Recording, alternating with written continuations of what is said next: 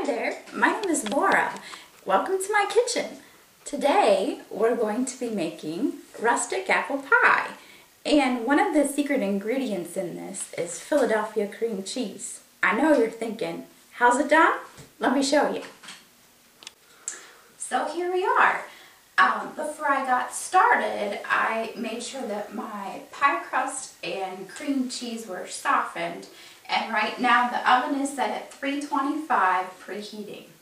The first thing I'm going to do is I'm going to unroll this pie crust, and these are so easy. All you need to do is buy them. They're in the refrigerated section of the grocery store, kind of next to the refrigerated biscuits and things. So that's it. All you do is unroll it.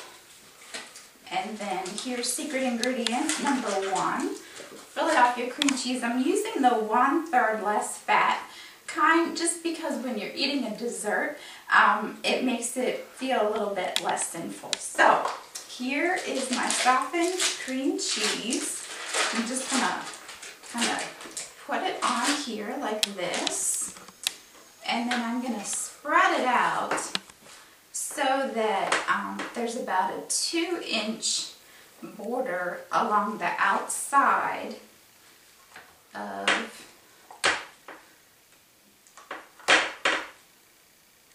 this pie crust.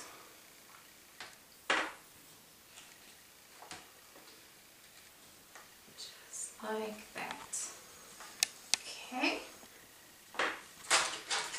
So we're done with that part. Okay. The next step we're going to do is we're going to actually peel an apple. And I've never peeled an apple like this until me and my husband were babysitting. And one of the little boys wanted an apple and he wanted it peeled. And this is how my husband decided to peel it. And I thought he was crazy. But this is how I'm peeling it today. And it works pretty quickly, as you can see. So while I'm peeling this, I'm going to talk about the kind of apples I chose today. I've chosen 2 Granny Smith apples and 2 Macintosh apples. And I like to pick a couple different kinds of apples just so the flavor is a little different. So here my apple is peeled, and what I'm going to do is I'm going to core it next. I'm going to quarter it.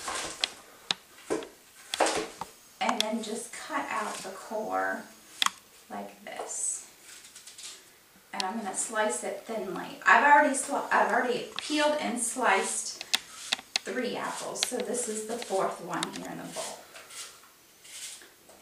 So I don't know about you, but I've always wondered why sometimes they show a piece of cheddar cheese on top of an apple pie, and it must taste good together. And that must be the reason why cream cheese is in this recipe. I think it just tastes good together. So here we go. We're just going to keep slicing. This is just one of my favorite recipes. I know you're going to love it too. It smells good while it's baking. It's easy to throw together. It looks fabulous. People are going to think you worked all day long on this. So we're coming up on the end of slicing this apple up. Just one more piece here.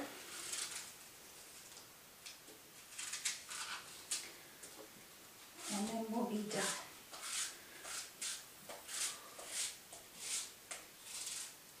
Okay, so it's time to season this up.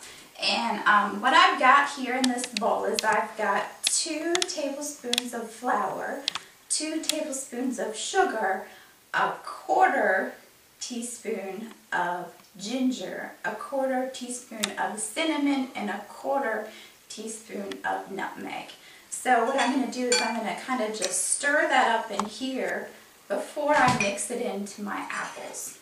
Just get a good mixture here. So it just goes dump into the apples like that, and then you just stir it around. So remember how I said that Philadelphia cream cheese was one of my secret ingredients? Well, my second secret ingredient are these dried cranberries. And that's actually our last ingredient. So I'm going to dump in 2 tablespoons of dried cranberries into this mixture. So there they go. One last quick stir. And you're almost done. So I'm going to dump these apples right on top of my cream cheese here. Okay, we're not going to worry about what they look like right now. We're just getting them from the bowl to the pie. This is going to be a big pie. There's lots of apples here. Okay, so then these are my favorite tools, hands. You just kind of have to mash them down onto the cream cheese, and you want to make sure you're still leaving that border around the edge here.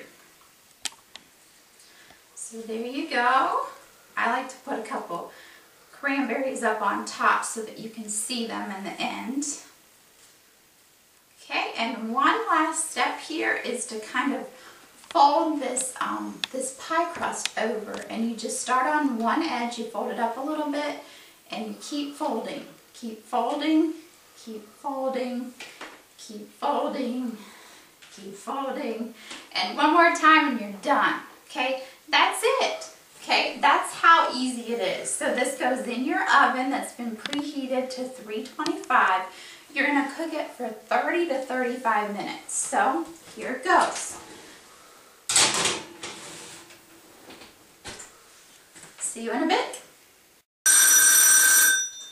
Alright, let's see what we have.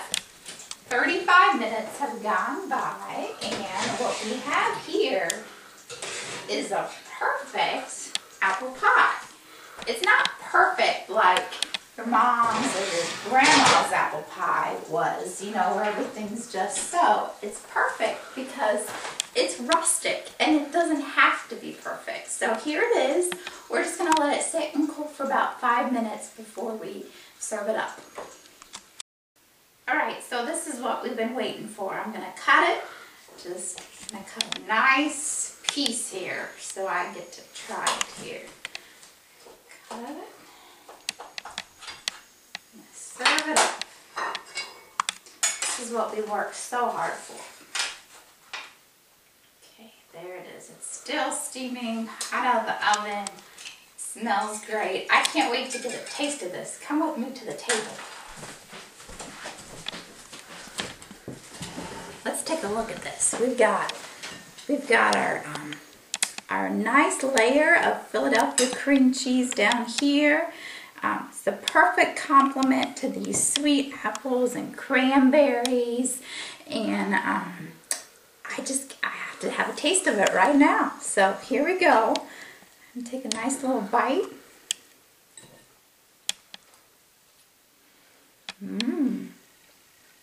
You're going to have to make your own sometime soon just to find out how good this is.